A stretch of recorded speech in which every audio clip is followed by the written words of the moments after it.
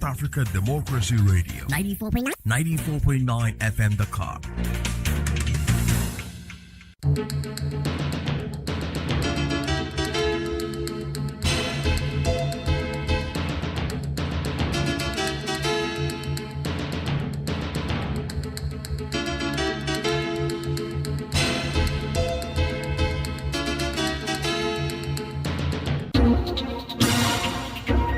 WADR, promoting dialogue. It's midday in Dakar, 1 p.m. in Lagos. Good afternoon. Welcome to Newslink, live on West Africa Democracy Radio 94.9 FM and around the world at wadr.org. Here are the top stories. Malian army says it reclaims Anafis following days of fierce clashes with separatists and jihadist fighters. Nigeria's Senate approves over $200 million police fund to boost security operations. We hope that this sum of money being approved today will be utilized in fighting crime, dealing with the issues of insecurity we have in this country. Ghana's President Mahama leads nationwide clean up after deadly floods killed dozens and displaced thousands of people. His Excellency the President and the Vice will be taking part. We want to say some of their offenses by surprise. Civil rights groups in Liberia mobilized major demonstrations demanding accountability over $1 million cocaine investigation and governance issues. Please stay with us for details of these stories and more. On the news, this is Augustine Bill Coley. Thank you for being with us. The Malian army says it has regained control of the northern town of Anafis after days of intense fighting with Tuareg separatists and jihadist fighters. Military sources say Malian forces, supported by Russian Africa Corps personnel, recaptured the town following the arrival of reinforcements on Thursday evening. Details with Deborah Amour. Located about 100 kilometers from Kidal, Anafis had been claimed by the Tuareg Azawad Liberation Front and the Al-Qaeda-linked group for the support of Islam and Muslims JINIM after they launched coordinated attacks across northern and central Mali last weekend. According to military sources, Russian personnel and Malian soldiers who had remained inside a military camp within the town continued resisting until reinforcements arrived and restored government control. Earlier this week, Malian authorities also received military equipment for the country's northern regions as they seek to reinforce security amid a wave of attacks. The latest fighting follows a major offensive at the end of April when the FLA and JINIM coalition recaptured the strategic city of Kidal, dealing a significant setback to the central government. Mali has faced a worsening security crisis since 2012, driven by attacks from armed groups linked to Al-Qaeda and the so-called Islamic State, as well as Tuareg separatist movements and criminal networks. The conflict has also deepened the country's economic challenges. Deborah Amour with those details. Still on security issues, Nigeria's Senate has approved more than 400 billion naira, equivalent to over $200 million, for the National Police Trust Fund over the next 2 fiscal periods, in a move aimed at strengthening the country's security operations. Lawmakers also advanced new legislative measures to reform policing as part of broader efforts to improve the capacity of the National Police Force. The decisions come amid growing concerns over terrorism, kidnapping, banditry, and other security challenges across the country. Our correspondent Yechenu Sasetu reports. The Senate approved a total budget of 403.1 billion naira for the Nigeria Police Trust Fund, covering the 2025 and 2026 fiscal years. The session also featured the presentation of a request from President Bola Tinubu seeking the National Assembly's consideration of a Nigeria Police Reform Bill designed to strengthen the legal and institutional framework of the police force. Senate President Godswill Akpabio read the president's letter before lawmakers. A bill for an act to repeal the Administration of Criminal Justice Act 2015 and to enact the Administration of Criminal Justice Act 2026 to ensure that the system of administration of criminal justice in Nigeria promotes efficient management of criminal justice institutions, speedy dispensation of justice, protection of the society from crime. Presenting the report of the Committee on Police Affairs, Chairman of the committee, Senator Tahir Mongunu, urged the Senate to approve the proposed budget. More than 90% of the budget is devoted to capital expenditure. It has the potential of more positively impacting on turning around the operations of the agency. Contributing to the debate, Senator Abdul Ningi stressed the importance of ensuring that the funds are properly managed. Following deliberations, the Deputy Senate President Barau Jibrin, who presided over the session, put the committee's recommendations to a voice vote. The ayes have it. We hope that this sum of money being approved today will be utilized in fighting crime, dealing with the issues of insecurity we have in this country. The approved funds are expected to support personnel welfare, procurement of equipment, operational logistics, training, and capital projects under the Nigeria Police Trust Fund. For WADR, Yechinu Sasetu in Abuja. Let's now turn to Ghana, where President John Dramani Mahama and Vice President Professor Nana Jean Opoku Ajeman are leading a nationwide cleanup exercise today. The activity is part of efforts to prevent a repeat of the devastating June 29 floods that killed more than a dozen people and displaced thousands. The two-day campaign is a broader government strategy to improve sanitation and reduce flood risks in 7 of the country's hardest hit regions. Nadia tells us more.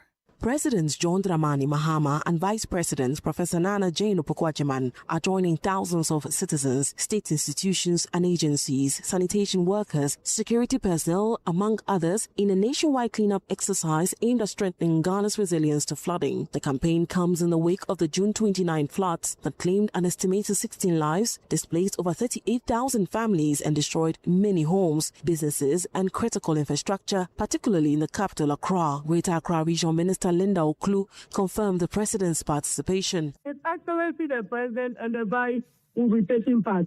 But as to where they'll be this say, we cannot make it known, and because we want to say some of their offenses by surprise. President John Dramani Mahama declared July 10 and 11, 2026 as National General Cleaning Days and directed ministers, members of parliament, metropolitan, municipal and district chief executives, heads of state institutions and other public officials to leave their offices and lead cleanup activities in their respective communities. Held under the theme, Our Actions, Our Future, Cleaning Ghana After the Floods, the exercise is intended to reinforce the message that preventing floods requires collective action. We might not be able to completely eliminate flooding because it's a natural disaster that happens not only in our part of the world, it happens in other areas. But we can minimize it and make its effect less disastrous like what happened.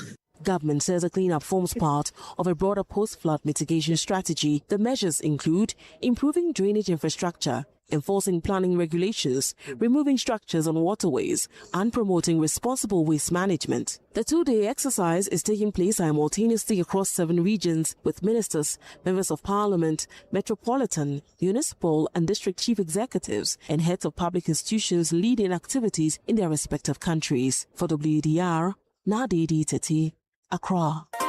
More stories coming up on West Africa Democracy Radio. Newslink continues. We head to Guinea now as the country continues to pay tribute to Hajjal Adre Touré, widow of former President Ahmed Sékou Touré. She died on Wednesday in Morocco at the age of 92 while receiving medical treatment. According to a statement from the presidency, Hajjal Adre Touré will be buried on Sunday, July 12, following a symposium to be held in her honor at the People's Palace. At the family home, government officials, social-political figures and religious authorities are honoring the memory of a woman who was a key witness to Guinea's independence. For Prime Minister Amadou Reba, the passing of Adja marks the end of an important chapter in Guinea's history. Additionally, former Minister of Security Madifin Danyeso paid tribute to the former First Lady. Here is an excerpt of their statements. The nation is in mourning because with the passing of Mrs. Andre Toure, an important chapter in our country's history has come to an end. She witnessed some of the most defining moments of Guinea's independence and the early years of our young nation, often under very difficult circumstances. Today is a moment of reflection for the entire nation as we look back on Guinea's history through the remarkable 90-year life of Mrs. Andre Toure. God gave me the opportunity to meet the couple in 1953 or 1954. I saw a simple housewife blowing on the fire to prepare a meal, just like so many other women. I saw her washing her husband's clothes, just like any other wife. Guinea's Prime Minister Amadou Reba and former Minister of Security Madifin Danyeso paying tribute to former First Lady Adja Andre Toure, widow of a former President Ahmed Sékou Toure. In Senegal, the constitutional reform bill initiated by the ruling PASTEF parliamentary group is no longer effective. The Constitutional Council on Thursday rejected the bill, stating that the procedure leading to the bill's adoption in Parliament was flawed. This decision came after President Bassirou Diomaye Faye referred the matter to the Council for review. Hours after the ruling, Ousmane Sonko, Speaker of the National Assembly and leader of PASTEF, reacted to the Council's decision. Veronica Jai tells us more. According to the High Court, the text proposing constitutional revision is contrary to Senegal's fundamental law. The High Court cites two grounds for censure. The first concerns the financial inadmissibility of the amendments introduced by the members of Parliament. In short, the Constitutional Council reiterates that bills and amendments proposed by parliamentarians are inadmissible if their adoption leads to a decrease in public resources or the creation or increase of a public expenditure unless they are accompanied by compensatory revenue. The 7 judges relied on Article 82, Paragraph 2 of the Constitution to justify their decision.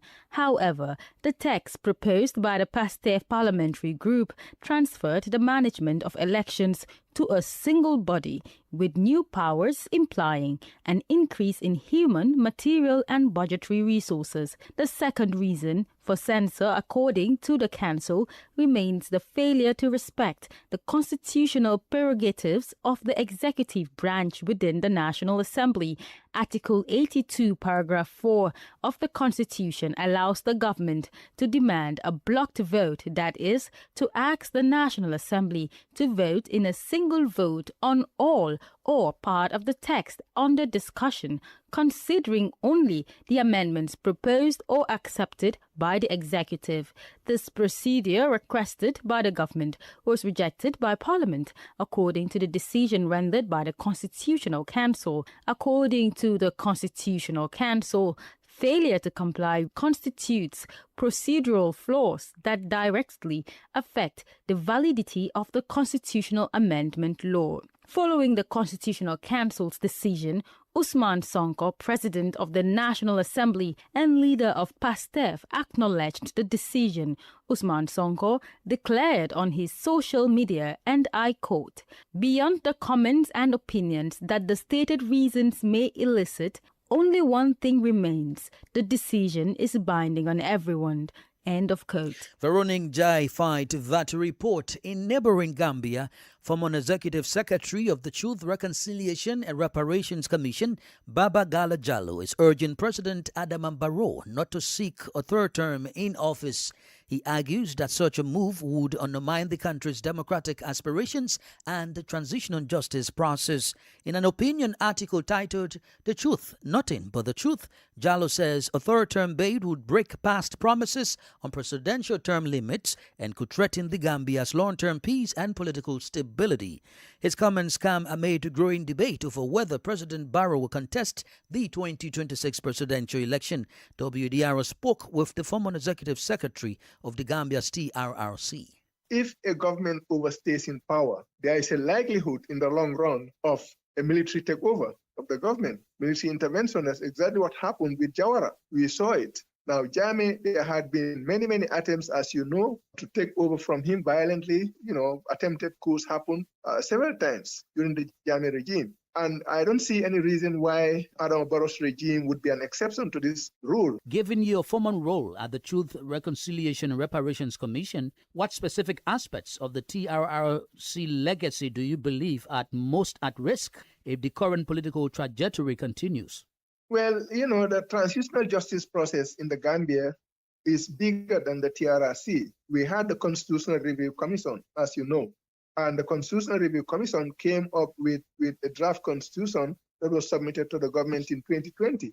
But that draft constitution, however good it was nullified because it contained a provision on term limits. There is no denying that fact. And the argument of the government was that the term limit provision there was not to the advantage of President Barrow. And therefore, for some reason, they were able to kill it. That is an aspect of the transitional justice process that points directly to this issue of term limits. So for me, and for many like me who think of this issue, is that President Barrow has served for 2 5-year terms, that he should step down and allow the country to move forward. Former Executive Secretary of the Gambia's Truth, Reconciliation and Reparations Commission, Baba Gala Jallow there speaking. You are listening to Newslink live on West Africa Democracy Radio 94.9 FM and around the world at wadr.org. Here is a reminder of our top stories. Malian army says it reclaims Anafis following days of fierce clashes with separatists and jihadist fighters. Nigeria's Senate approves over $200 million police fund to boost security operations. Ghana's President Mahama leads nationwide clean up after deadly floods killed dozens and displaced thousands of people. Still ahead, civil rights groups in Liberia mobilized major demonstrations demanding accountability over $1 million cocaine investigation and governance issues. We also have the guest interview and the sports news. Please stay with us. Connecting Ghana to West Africa. This is Nadidi Tete in Accra, and you're listening to WADR 94.9 FM, Dakar. Thank you for being with us. Let's now take you to Liberia, where civil rights groups are preparing for a major street protest on July 17th, calling for greater accountability over the seizure of $19 million worth of cocaine and wider governance issues. The planned demonstration has been organized by the advocacy group Solidarity and Trust for a New Day, known as STAN, on the theme No to Drugs. WDR's Monrovia correspondent Ibrahim Parker reports. Organizers say, besides the cocaine investigation, the protest will also focus on the rising cost of living, unemployment, corruption, insecurity, and the decline in public confidence in state institutions. The Solidarity and Trust for a New Day stand notified the Ministry of Justice of the July 17 protest and calls on the government to facilitate a peaceful demonstration. It is urging the president to establish an independent and credible investigative mechanism to identify and prosecute everyone connected to the cocaine case, regardless of their position or influence. Moluba Molu is STAN's chairman. Reverend Coleman, Mr. Kofi Wu, head of the Rabos International Airport, the head of the National Port Authority, officer in charge of the DEA, who is said allegedly to be a very close friend to Mr. Coleman, should step aside or should be suspended by the president. We want to ensure that Liberia is not a transit point for drug smuggling. The planned demonstration is also receiving support from the campus-based Student Unification Party, which says the protest represents a peaceful constitutional effort to demand transparency, accountability, and responsible leadership. Odysseus Moba explains the group's position. The current socio-economic landscape in Liberia is marked by an escalating governance crisis in which economic paralysis and the naked assault against the rule of law have taken over the society. The Bakakun administration has abandoned its constitutional mandate in keeping the people pinned down in the cesspit of systemic poverty and structural neglect. Meanwhile, the Liberian government has maintained that investigations into the cocaine seizure remain ongoing and show to the public that all those responsible will be prosecuted. For Newslink on WADR, Abraham Parker, Monrovia. Elsewhere, health cooperation between Cote d'Ivoire and the United States is entering a new phase following a new funding commitment from Washington. The United States has pledged nearly 292 billion CFA francs covering 2026 to 2030 to strengthen Cote d'Ivoire's health system. The commitment was formalized this week in Abidjan during the inaugural meeting of the Joint Steering Committee for Health Cooperation, marking a new phase in the health partnership between the two countries. Christopher Aticho gives the details. The meeting brought together the Minister of Health, Public Hygiene and Universal Health Coverage, Pierre Dimba, and the United States Chargé d'Affaires in Côte d'Ivoire, Junaid Mouni. It marks the operational launch of the health agreement signed on December 30, 2025 for a period of 5 years. Under this agreement, Côte d'Ivoire commits to allocating 75 billion CFA francs to the acquisition of essential medicines and medical supplies. The government also plans to gradually increase national health spending with an estimated investment of 195 billion CFA francs over the period 2026 to 2030. In support of these commitments, the United States will contribute nearly 292 billion CFA francs to support ongoing reforms. According to Junaid Mouni, this cooperation reflects Washington's desire to help Cote d'Ivoire build a health system that is more funded and managed by national authorities, while promoting more effective management of public resources and strengthen collaboration with the American private sector. Before Cote d'Ivoire, several African countries, including Senegal and Niger, signed bilateral agreements with the United States as part of the America First Global Health Strategy. Conversely, countries such as Ghana, Zambia, and Zimbabwe have recently rejected or suspended health cooperation agreements with the United States. These refusals are motivated by American demands deemed excessive, including access to sensitive personal medical data, the sharing of pathogens without guarantees of return on investment for vaccines, and conditional clauses. A report from Abidjan correspondent Marcel Arestom-Blay, presented by Christopher Aticho. Politics, analyses on major news, social matters, and all. This is The Guest. The guest interview focuses on the Gambia, a country preparing for general elections this December. Although current President Adama Barrow has not formally announced his intention for a third term, there are signals that he could recontest the presidency. Our guest is Baba Gala Jallow, former Executive Secretary of the Gambia's Truth, Reconciliation and Reparations Commission. There was a provision in the 1996 draft constitution that Jammeh accepted but then removed from the issue, from the constitution, on term limits. There was the National Consultative Committee that went around the country and sought people's opinions on how long the Jammeh regime should stay. And one of the recommendations of that committee was, that there should be a term limit of 2 5-year terms for the president. Now, that recommendation was accepted by Jammeh, but then he removed it from the draft, which is now the 1997 Constitution. And we had this issue all along. The struggle against Jammeh was particularly focused on the issue of self-entrenchment in power. And the coalition that took over from Jammeh, that came around Adama Barrow and won the elections in December 2016, had this issue at the core of their mandate. So I believe that in spite of the legal right to run, that Adama Barrow owes it to the Gambian people and to the Gambian nation to not do so, because he doesn't have the moral authority to hijack the hopes and aspirations of the Gambian people and the need for a term limit in the Constitution. And I've made this argument before, is that if you overstay in power, anything can happen. You warned that a third-term bid could threaten the country's long-term peace and stability. But what concrete warning signs are you already seeing that support this concern of yours? Well, the instability that I foresee need not necessarily happen immediately after the elections. So what I'm saying, and I've said this before in other articles on this same issue, is that if a government overstays in power, there is a likelihood in the long run of a military takeover of the government, military intervention. That's exactly what happened with Jawara. Now, Jammeh, there had been many attempts, as you know, to take over from him violently. Attempted coups happened several times during the Jammeh regime.